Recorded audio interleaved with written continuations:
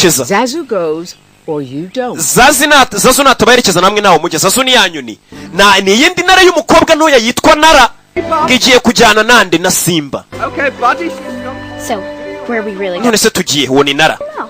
You hate the water. We wanga amazi. About this place, Nama. Nara hano hari ahantu bambwiye. Just tell me. Kuna ahantu watangaje mbwira ariko tugiye. Sasa Simba afite kandi gatare gatonya k'inshuti. How far is it? Aho hantu ni kure bingana iki? Just to the shadows. But don't worry, everyone's been there. Umva ntugire ikibazo abantu bose barahasuye aho hantu. We get lost. Nituyoboza intare sasa Simba asa nk'uwohejwe na onkere we ya ntare yindi yitwa Skali. Niwe washutse Simba. None dore Simba ajyanyeyo intare n'akana k'agakobwa gato kitwa Nara. Oh, wait, scratch that. That's my own shadow. Ariko uko bari kugenda kose bakurikiwe. Zazu yabakurikiye. Allow me to feed him. We nkurikira nkwereka ariko.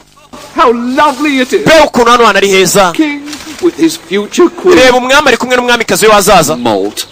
What do you mean future queen? Uravuga iki ngo umwamikazi wazaza? Day the two of you will be betrothed. Igihe kimwe mwembi babiri muzima intebe y'ubwami. Mubane. Simba, you speak bird. Simba ibyo biri